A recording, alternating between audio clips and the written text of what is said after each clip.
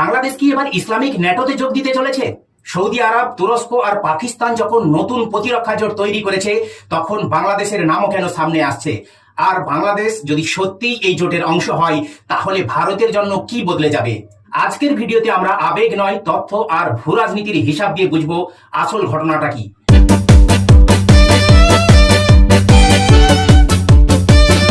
বন্ধুরা, গত কয়েকদিনে আন্তর্জাতিক রাজনীতিতে এমন একটি ঘটনা ঘটেছে যেটাকে অনেকেই বলছেন ইসলামিক ন্যাটো তৈরির প্রথম বড় পদক্ষেপ। 7 আগস্ট 2026-এ মক্কায় সৌদি আরব, তুরস্ক এবং পাকিস্তান একটি জয়েন্ট ডিফেন্স এগ্রিমেন্ট স্বাক্ষর করেছে। এই চুক্তির সবচেয়ে গুরুত্বপূর্ণ বিষয় হলো 3 দেশের যে কোনো একটির উপর সশস্ত্র হামলা হলে সেটিকে 3 দেশের উপর হামলা হিসাবে বিবেচনা করার কথা বলা হয়েছে। অর্থাৎ শুনতে অনেকটাই ন্যাটোর আর্টিকেল 5-এর মতো। ন্যাটোর ক্ষেত্রে একটি সদস্য আক্রান্ত হলে অন্য সদস্যরা তাকে সহায়তা করার প্রতিশ্রুতি দেয়। আর এখানেই তৈরি হয়েছে সবচেয়ে বড় প্রশ্ন, যদি সৌদি আরব, তুরস্ক এবং পাকিস্তানকে ঘিরে এই প্রতিরক্ষা সহযোগিতা আরো বড় হয়, তাহলে পরবর্তী দেশ হিসাবে কি বাংলাদেশকে দেখা যেতে পারে? এই প্রশ্নটা কিন্তু একেবারে আকাশ থেকে পড়েনি, কারণ বাংলাদেশের সঙ্গে তুরস্কের প্রতিরক্ষা সম্পর্ক গত কয়েক বছরে উল্লেখযোগ্যভাবে বেড়েছে। ড্রোন, সামরিক প্রযুক্তি, প্রতিরক্ষা উৎপাদন এবং সামরিক আধুনিকীকরণ, এই সব ক্ষেত্রেই ঢাকা ও আঙ্কারার মধ্যে আগ্রহ বাড়ছে। এমনকি 2026 সালের জুলাই মাসে বাংলাদেশের সেনাপ্রধান তুরস্ক সফর করেন এবং তুরস্কের প্রতিরক্ষা কর্তাদের সঙ্গে বৈঠকের পাশাপাশি দেশটির প্রতিরক্ষা শিল্পের বিভিন্ন স্থাপনা ও পরিদর্শন করেন। অর্থাৎ একটা বিষয় পরিষ্কার, বাংলাদেশ এবং তুরস্কের মধ্যে প্রতিরক্ষা সম্পর্ক এখন আর শুধুমাত্র আনুষ্ঠানিক কূটনীতির জায়গায় নেই। এখন আসল প্রশ্ন, এই সম্পর্ক কি একদিন বাংলাদেশকে সৌদি, তুরস্ক, পাকিস্তানের বৃহত্তর নিরাপত্তা পরিকাঠামোর দিকে নিয়ে যেতে পারে? এখানে প্রথম একটা ভুল ধারণা পরিষ্কার করা দরকার। আজ পর্যন্ত বাংলাদেশ আনুষ্ঠানিকভাবে ঘোষণা করেননি যে তারা কোনো ইসলামিক ন্যাটোতে যোগ দিচ্ছে। এমনকি সৌদি আরাবিয়া, তুর্কি এবং পাকিস্তানের বর্তমান চুক্তিকেও আনুষ্ঠানিকভাবে ইসলামিক ন্যাটো বলা হয়নি। এই নামটি মূলত মিডিয়া এবং রাজনৈতিক বিশ্লেষণে জনপ্রিয় হয়েছে। তুরস্কের প্রতিরক্ষা মন্ত্রণালয়ও জানিয়েছে এই চুক্তিতে কোনো নির্দিষ্ট দেশকে শত্রু হিসাবে চিহ্নিত করা হয়নি এবং এর উদ্দেশ্য প্রতিরক্ষা সক্ষমতা ও সহযোগিতা বাড়ানো। তাহলে প্রশ্ন উঠছে, বাংলাদেশের নাম আসছে কেন? কারণ জিওপলিটিক্সে কোনো দেশকে জোটে যুক্ত করার আগে সবসময় একটি জিনিস দেখা হয়, তার স্ট্র্যাটেজিক ভ্যালু। আর বাংলাদেশের স্ট্র্যাটেজিক ভ্যালু কিন্তু ছোট নয়। বাংলাদেশ ভারত উপসাগরীয় অঞ্চলের গুরুত্বপূর্ণ জায়গায় অবস্থিত। একদিকে ভারত, অন্যদিকে বঙ্গোপসাগর আর দক্ষিণ পূর্ব এশিয়ার দিকে যাওয়ার একটি গুরুত্বপূর্ণ গেটওয়ে। বাংলাদেশের বন্দর, সমুদ্রপথ, জনসংখ্যা, অর্থনীতি এবং ভৌগোলিক অবস্থান সব মিলিয়ে দেশটি দক্ষিণ এশিয়ার একটি গুরুত্বপূর্ণ স্ট্র্যাটেজিক প্লেয়ার। তাই যদি ভবিষ্যতে কোনো বৃহত্তর মুসলিম প্রধান প্রতিরক্ষা কাঠামো তৈরি হয়, তাহলে বাংলাদেশকে বাইরে রেখে সেই কাঠামো কতটা শক্তিশালী হবে সেটাও একটি গুরুত্বপূর্ণ প্রশ্ন। কিন্তু এইখানেই আসছে সবচেয়ে বড় টুইস্ট। বাংলাদেশ যদি এই ধরনের কোনো প্রতিরক্ষা কাঠামোর দিকে এগোয়, তাহলে প্রশ্নটা শুধু বাংলাদেশ কার সঙ্গে যাবে এটা হবে না। প্রশ্ন হবে, বাংলাদেশ কি একই সঙ্গে ভারত, চীন, তুরস্ক, সৌদি আরব এবং পাকিস্তানের সঙ্গে নিজের সম্পর্ক সামনে চলতে পারবে? কারণ বাংলাদেশের সামনে সবচেয়ে বড় চ্যালেঞ্জ হবে কোনো একটি পক্ষকে বেছে নেওয়া নয়, চ্যালেঞ্জ হবে একাধিক শক্তির সঙ্গে সম্পর্ক রেখে স্ট্র্যাটেজিক অটোনমি বজায় রাখা। আর এখানেই বাংলাদেশের আসল পরীক্ষা। এখন বলো, বাংলাদেশ কেন আগ্রহী হতে পারে? এখন ভাবুন বাংলাদেশের দৃষ্টিকোণ থেকে বিষয়টা। বাংলাদেশ যদি তুরস্কের সঙ্গে প্রতিরক্ষা সহযোগিতা বাড়ায়, তাহলে তার কয়েকটি বাস্তব সুবিধা থাকতে পারে। প্রথমত, প্রতিরক্ষা প্রযুক্তি। তুরস্ক গত 1 দশকে ড্রোন, যুদ্ধ প্রযুক্তি এবং প্রতিরক্ষা শিল্পে নিজের ক্ষমতা অনেক অনেক বাড়িয়েছে। বাংলাদেশের মতো দেশ যদি কম খরচে আধুনিক প্রতিরক্ষা প্রযুক্তি পেতে চায়, তাহলে তুরস্ক একটি আকর্ষণীয় পার্টনার হতে পারে। দ্বিতীয়ত, ডিফেন্স ইন্ডাস্ট্রি। শুধু অস্ত্র কেনা নয়, ভবিষ্যতে প্রযুক্তি ট্রান্সফার, জয়েন্ট প্রোডাকশন এবং স্থানীয় ম্যানুফ্যাকচারিং ক্যাপাবিলিটি তৈরি করাও বাংলাদেশের জন্য গুরুত্বপূর্ণ হতে পারে। তৃতীয়ত, ডিপ্লোম্যাটিক ডাইভার্সিফিকেশন। বাংলাদেশ ঐতিহাসিকভাবে ভারত, চীন, যুক্তরাষ্ট্র, ইউরোপ, মধ্যপ্রাচ্য সব পক্ষের সঙ্গে সম্পর্ক রাখার চেষ্টা করেছে। তাই তুরস্ক, সৌদি আরব কিংবা পাকিস্তানের সঙ্গে সম্পর্ক বাড়ানো বাংলাদেশের কাছে একটি নতুন ডিপ্লোম্যাটিক অপশন হতে পারে। কিন্তু এখানেই আবার বড় প্রশ্ন, কোনো প্রতিরক্ষা জোটে যোগ দেওয়া আর দ্বিপাক্ষিক প্রতিরক্ষা সহযোগিতা, এই দুটি কিন্তু এক জিনিস নয়। বাংলাদেশ তুরস্কের কাছ থেকে ড্রোন টেকনোলজি কিনতে পারে, সৌদি আরবের সঙ্গে সামরিক সহযোগিতা করতে পারে, পাকিস্তানের সঙ্গে ট্রেনিং বা ডিফেন্স ডায়ালগ করতে পারে, কিন্তু তার মানে এই নয় যে বাংলাদেশ সক্রিয়ভাবে কোনো কালেকটিভ ডিফেন্স অ্যালায়েন্সের সদস্য হয়ে গেল। আর এখন ভারতের জন্য অর্থটা কি? এবার আসি তাহলে ভারতের কথায়।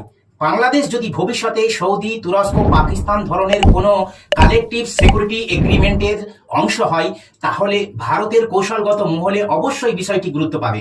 কারণ ভারত ও বাংলাদেশের সীমান্ত প্রায় 4000 কিলোমিটারের কাছাকাছি। দুই দেশের মধ্যে অর্থনীতি, নদী, সীমান্ত নিরাপত্তা, বাণিজ্য এবং মানুষের যোগাযোগ সবকিছুই অত্যন্ত গুরুত্বপূর্ণ। তাই বাংলাদেশের বিদেশ নীতি ভারতের নিরাপত্তার উপর প্রভাব ফেলবেই। বিশেষ করে যদি পাকিস্তান এবং তুরস্কের সঙ্গে বাংলাদেশের প্রতিরক্ষা সম্পর্ক অনেক গভীর হয়, তাহলে দিল্লি বিষয়টাকে শুধু ধর্মীয় জোট হিসাবে দেখবে না। দিল্লি দেখবে এর স্ট্র্যাটেজিক ইমপ্লিকেশন কি, বঙ্গোপসাগরে এর প্রভাব কি, ভারতের উত্তর পূর্বাঞ্চলের ওপর কোনো প্রভাব তৈরি হবে কিনা, এবং সবচেয়ে গুরুত্বপূর্ণ, চীন এই পরিস্থিতিকে কিভাবে ব্যবহার করতে পারে। এখানে চীনের বিষয়টি অত্যন্ত গুরুত্বপূর্ণ, কারণ বাংলাদেশের সঙ্গে চীনের অর্থনৈতিক ও প্রতিরক্ষা সম্পর্ক বহুদিনের। বাংলাদেশ চীনের কাছ থেকে বহু সামরিক সরঞ্জামও নিয়েছে।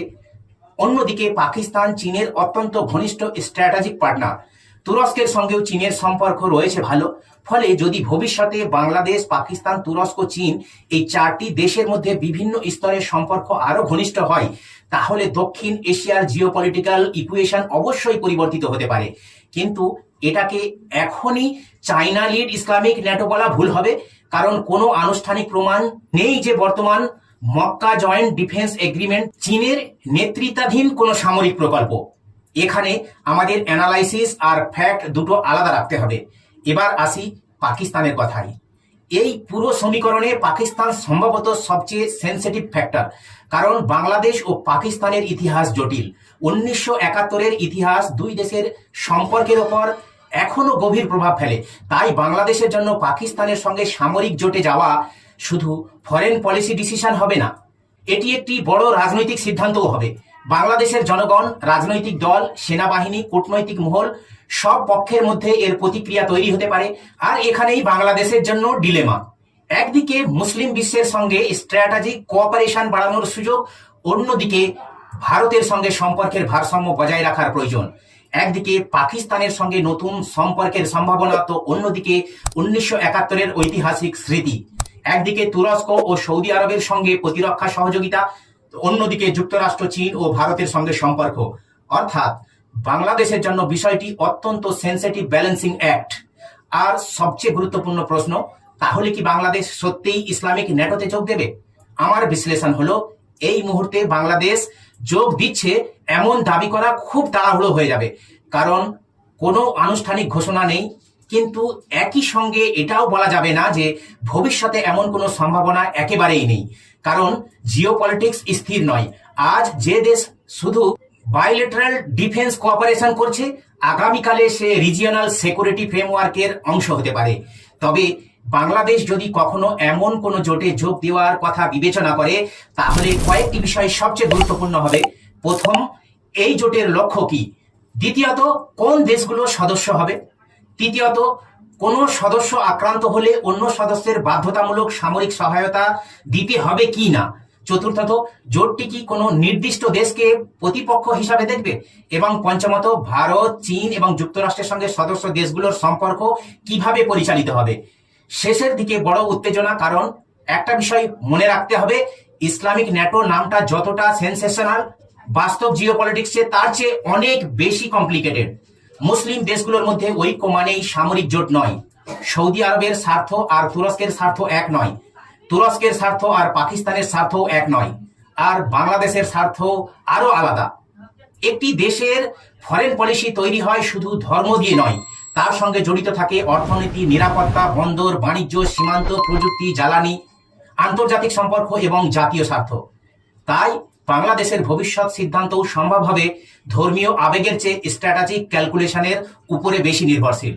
আমার মতে আগামী কয়েক বছরে আমরা একটি নতুন ট্রেন্ড দেখতে পারি। সেটা হয়তো ন্যাটোর মতো একটি বিশাল একক ইসলামিক মিলিটারি অ্যালায়েন্স হবে না, বরং বিভিন্ন মুসলিম প্রধান দেশের মধ্যে ছোট ছোট defence partnership, intelligence sharing, military training, drone corporation, arms production এবং স্ট্র্যাটেজিক কোঅর্ডিনেশন বাড়তে পারে। আর এই নেটওয়ার্কের মধ্যে বাংলাদেশও কোনো না কোনোভাবে যুক্ত হতে পারে। কিন্তু যুক্ত হওয়া আর পূর্ণ সদস্য হওয়া এই দুটির মধ্যে বিশাল পার্থক্য আছে। বাংলাদেশের হয়তো তুরস্কের সঙ্গে ডিফেন্স টেকনোলজি বাড়বে, সৌদি আরবের সঙ্গে সিকিউরিটি কোঅপারেশন বাড়বে, পাকিস্তানের সঙ্গে সামরিক যোগাযোগ বাড়তে পারে, কিন্তু একই সঙ্গে ভারতের সঙ্গে সম্পর্কও বজায় রাখবে।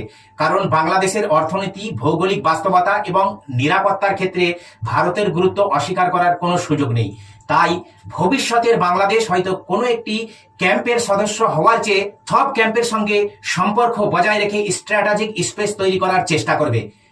তাহলে আপনার কি মনে হয়, বাংলাদেশ কি ভবিষ্যতে সৌদি আরব, তুরস্ক এবং পাকিস্তানের এই নতুন প্রতিরক্ষা কাঠামোর অংশ হবে, নাকি বাংলাদেশ ভারতের সঙ্গে সম্পর্কের ভারসাম্য বজায় রেখে আলাদা স্ট্র্যাটেজিক পাথ অনুসরণ করবে? আর যদি বাংলাদেশ সত্যি এই ধরনের কোনো কালেকটিভ ডিফেন্স অ্যালায়েন্সে যোগ দেয়, তাহলে ভারতের জন্য সেটা কত বড় স্ট্র্যাটেজিক চ্যালেঞ্জ হবে? আপনার মতামত অবশ্যই কমেন্টে জানাবেন। ভিডিওটি ভালো লাগলে লাইক করুন, আপনার মতামত কমেন্ট করুন এবং ট্রুটককে সাবস্ক্রাইব করে রাখুন। কারণ এখানে আমরা শুধু খবর বলি না, খবরের পেছনের জিওপলিটিক্স বোঝার চেষ্টা করি। আমি আবার দেখা করছি পরের ভিডিওতে, ততক্ষণ পর্যন্ত ভালো থাকুন।